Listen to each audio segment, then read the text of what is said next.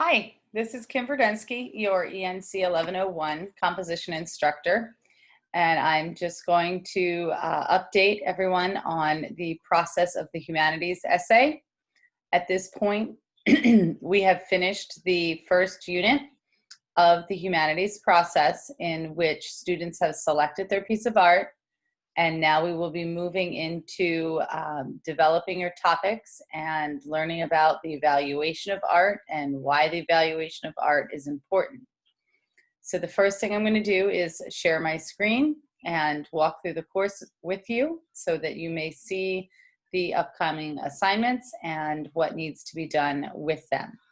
So just a moment and I will share my screen.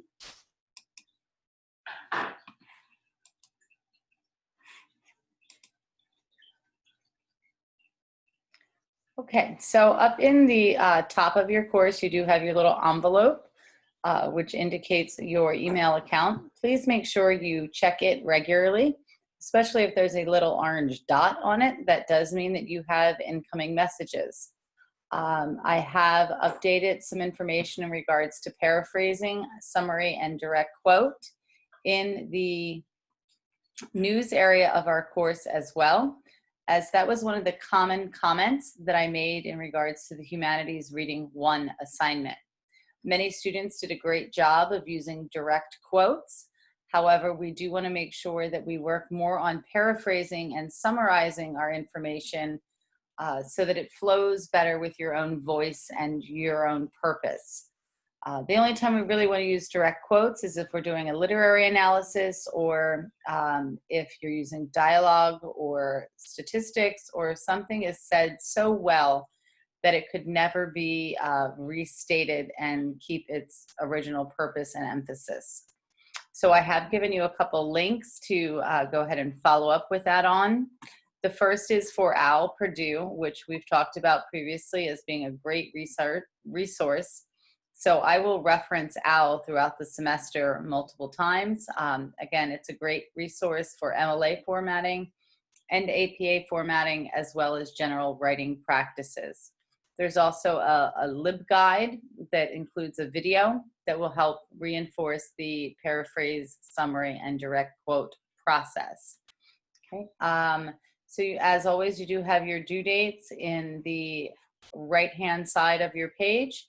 So please make sure to pay attention to those as well. However, remember that the due dates, the assignment links will take you directly to the link, but it is really recommended that you access things through the course content, because that's where the additional information is, your text. Remember, we don't have a textbook. Everything is in the course. So not all of the resources are in the calendar, just your major assignments appear in the calendar. So we do have a grammar hammer section where you're going to be reviewing grammar processes.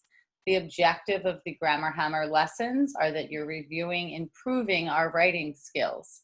So this week we did have a practicing sentence types exercise to help reiterate that we should be using a variety of sentences, not simple sentences for everything, but we want to look at compound complex sentences, combining our sentences, and varying how we do that. So there is a video as well as a text written resource here for you. And then there is a quiz. So please make sure that you complete that. It is still available, so if you haven't done so, please do so. There is also another one that will be due next week and for the following weeks throughout the semester.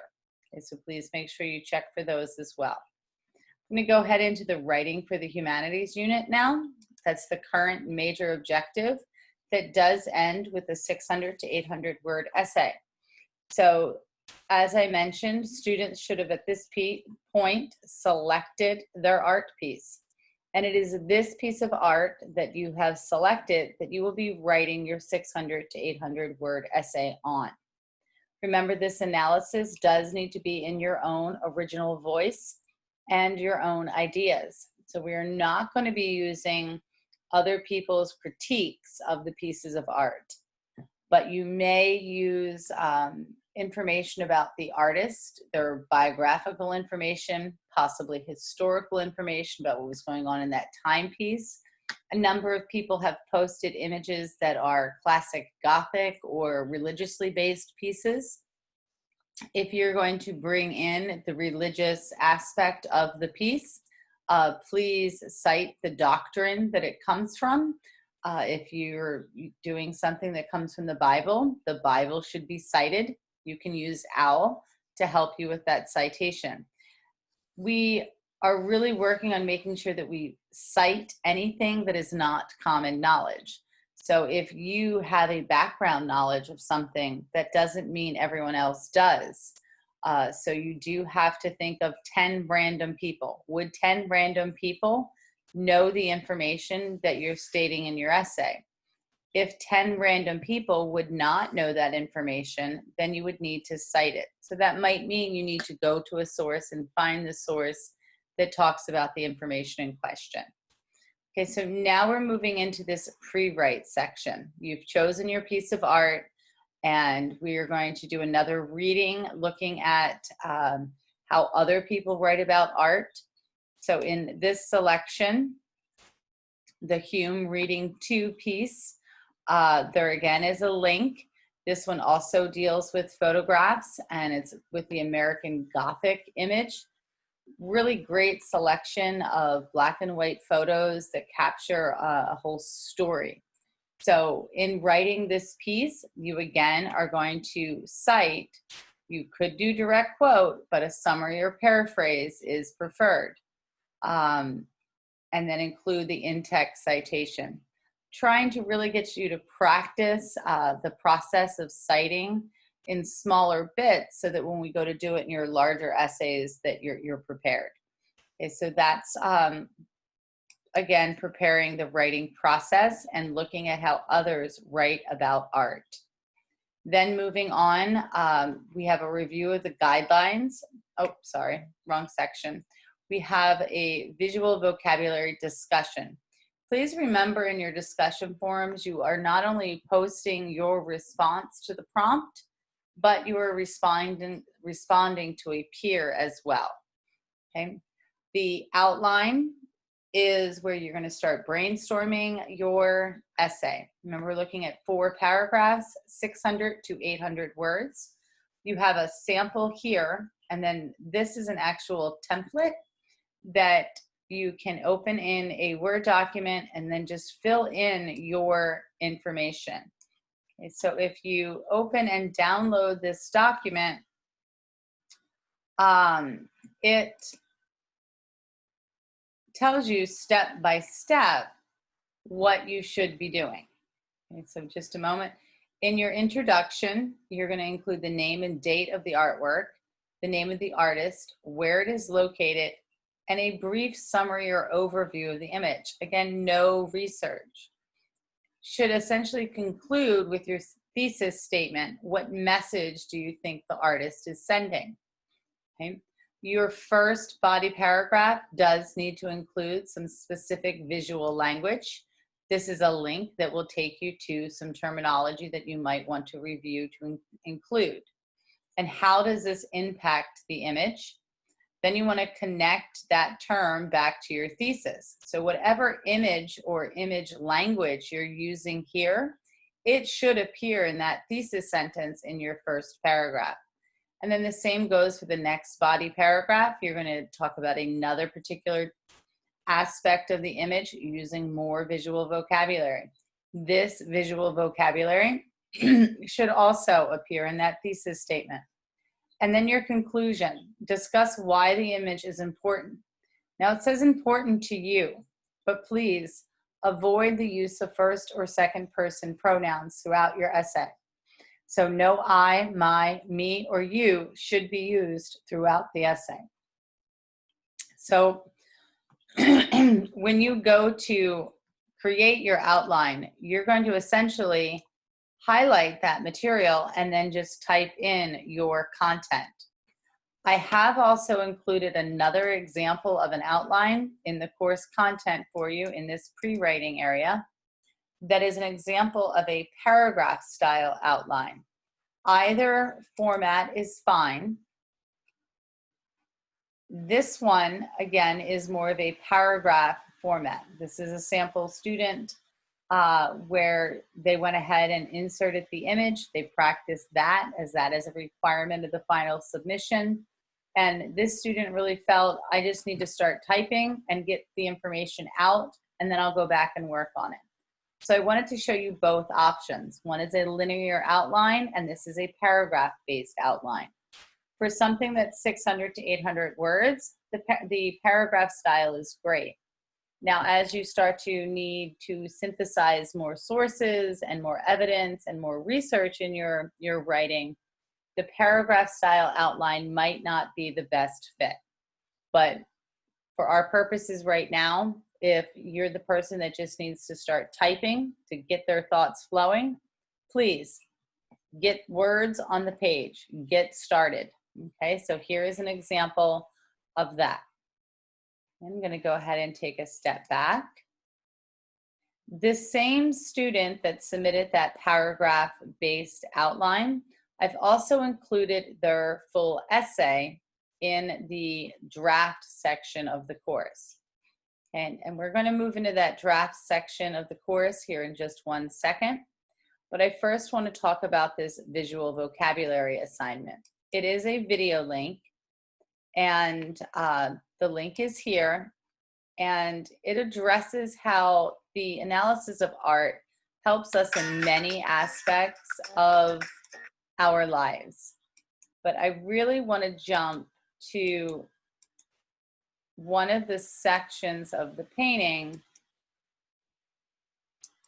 that is mentioned in here. And I'm going to pause the video as you can pull this up and watch it on your own. But I do want to go in and talk about this image, times transfixed. So in this image, we can see a train coming out, and it's juxtaposed with the blank background, the blank floor. You have candelabras up top that do not have an adequate reflection in the background. This is an example of a surrealist painting. And in the painting, we can speculate a lot of things about our imagination. It is also a painting that many people have written about. And I just wanted to take a quick peek at it because it's a good example of how we are not going to use other people's analysis of it. But once I know who created it, I could look up the artist. Okay, so Rene Magritte, and I could read about him and where he lived and what he lived through and speculate what his thoughts might have been. Okay, so it says in his biography that he worked briefly as a designer in a wallpaper factory, kind of a mundane industry, complicated labor, and biographical information. So you could essentially incorporate some of this in what you believed his thoughts might have been based upon what he lived. And then another option is that once we've read the biography, we know that he's a surrealist. So we can look up what was the surrealist movement. A lot of people are familiar with Salvador Dali, as the museum is here in St. Pete. But again, Dali is written about very frequently. So we don't want to just regurgitate someone else's opinion. We need to develop our own opinion based upon what we see or what we know about that type of art. So now I'm going to just jump to a site about surrealism and the history of what is surrealism. And it talks a lot about the dream state, and it summarizes it. So I could take some of this information about how it was a opportunity to channel the unconscious as a means to unlock the power of the imagination. So if we take this idea of the imagination and the emphasis on the power of personal imagination, and we go back to our original painting times transfix that we were talking about, the imagination can fill in the blanks. Where is the train going? Where is the train coming from? And when you, as a student, are writing about this piece, you might want to focus just on the train. It's framed by the fireplace, and its steam seems to go nowhere. What might that symbolize in your opinion? Again, without using I, my, me, or you. Knowing that it's a surrealist painting, you can incorporate this reference to the power of the imagination. You would still cite this website because that's where we got the information from, the idea of what is surrealism. If we were going to cite this particular website, the first thing we would do would be look for an author. There is not a direct author mentioned for this particular website.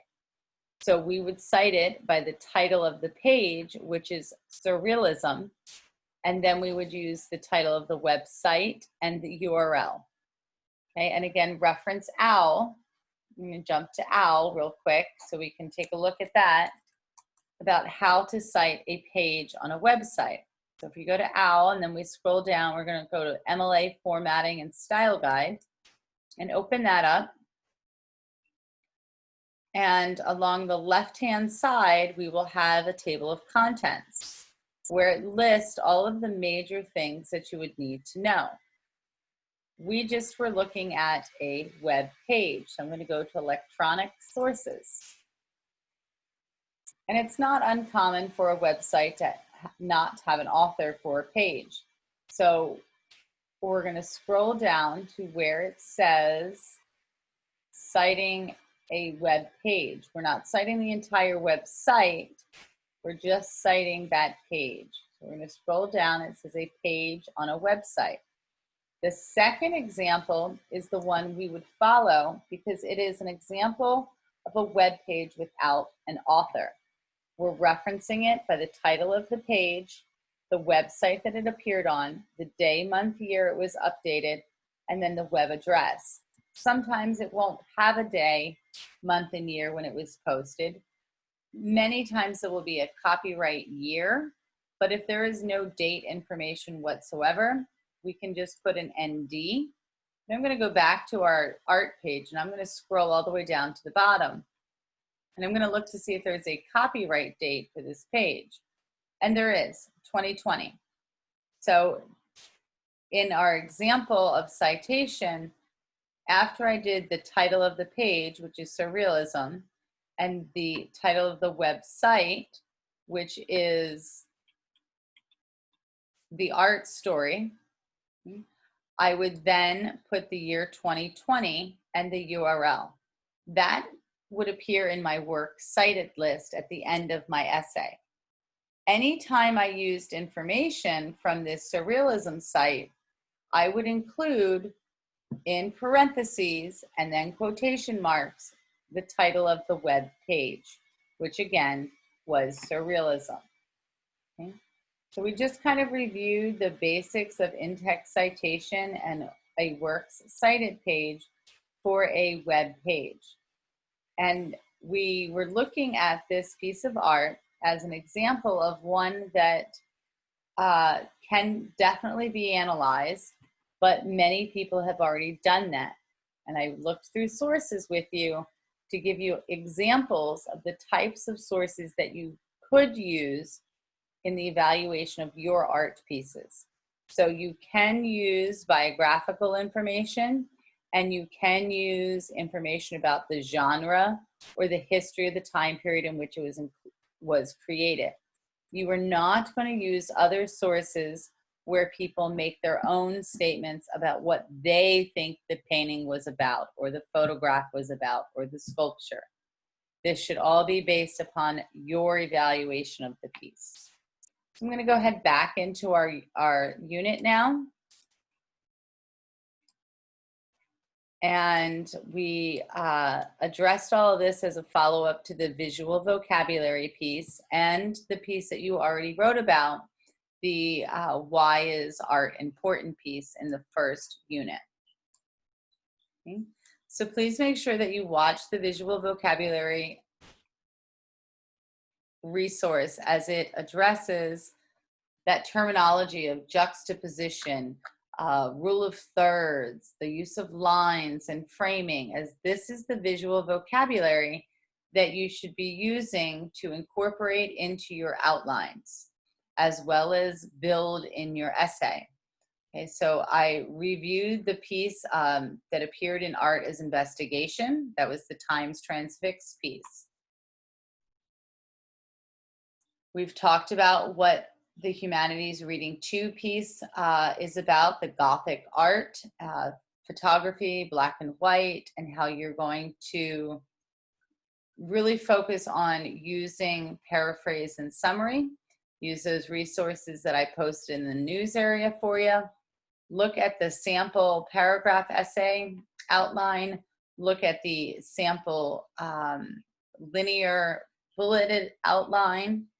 And the last thing I'm going to do is go ahead into the draft section and show you the final product of what this essay looked like, and also take a brief look at the other sample that is provided.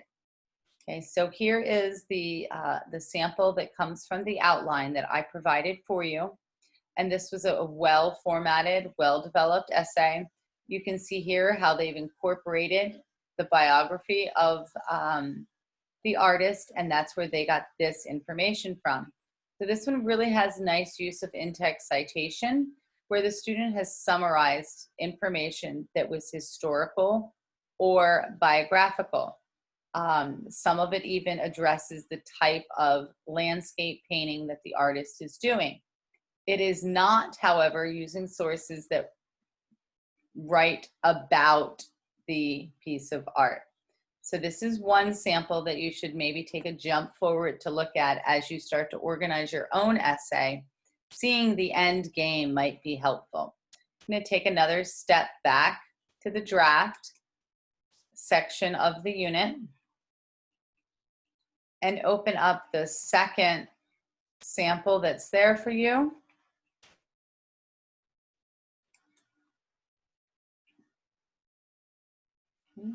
And this sample is really great because, like the resources in OWL, it includes comments that show you how this student paper has been developed to meet the expectations of the assignment. Here's the thesis. The artist uses rule of third and color to convey that loneliness is a lasting emotion, which can be seen in the two empty chairs and the red boy. Okay, so we know from this sentence that this first body paragraph is likely going to address the rule of thirds. Okay, and then the next is likely going to develop the use of color. Furthermore, the artist uses the color red. Okay, so both of these key words were mentioned in the thesis.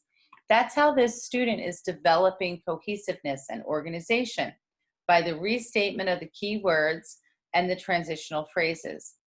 Please avoid first, second, and finally. They're very rudimentary transitional phrases. Earlier on in the lessons, we did have the link that talked to us about transitional phrases. An excellent way to develop transitions is through restatement of key words.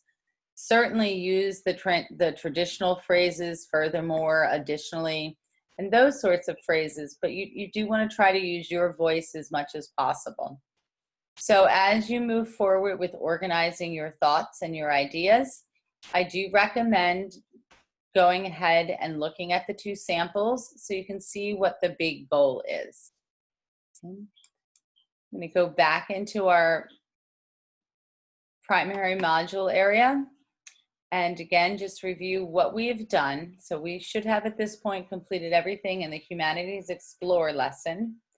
Humanities Reading 1, read through the guidelines, completed the Art as Investigation discussion topic, including a response to a peer. Should have posted your art piece selection and commented on a peer's selection. Now we're moving into the pre-writing. We have another practice of reading about art and looking at how others write about art.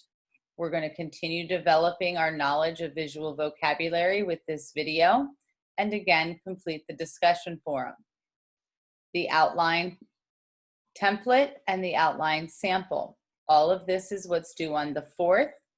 Then I did also mention the sample essays for you to take a look at so that you can have the end game in mind.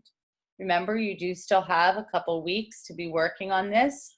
I am going to add an additional Dropbox here for the week of the 11th, and it'll be a Turnitin Dropbox where students will be able to check the originality of their essay. Okay, it won't be something that is necessarily a grade, but it is going to be there for your benefit to check your originality. Okay, I will be grading this professional feedback one. I'll take a look at the feedback that you've already received from the tutor.com instructor and then give you additional comments. If at any point in time you're not sure you're headed in the right direction, I do encourage you to please go ahead and email me a paragraph or a section of your essay along with what you're concerned about. I can't really just edit your paper, but if you say, you know, Professor Verdensky, I'm not sure I have a thorough thesis. Can you please help me? Or am I maintaining proper in-text citation? Or have I used visual vocabulary properly? Those would all be things that I can then look at and say, give you suggestions. Also, if you're concerned about your sentence structure, that could be something that you could ask. Keep these things in mind because as you go to submit for your tutor feedback and as you look for assistance from me or from others, keep in mind that I can't just mark up your paper and tell you how to fix it, because then I'm your editor and not your instructor. I hope this helps everyone move forward with the units. As always, please make sure you email me if you need anything. Again, use the little envelope up top here. And I am continuing to upgrade things that have, or update the grades for things that have been submitted. So I did make feedback on all of the art pieces that were submitted so that that would allow you to move forward. So please make sure you go back to submission review and review the feedback that I have given you to help you proceed appropriately. Thank you, and I can't wait to see what you all have to say, and I'll see you soon. Take care.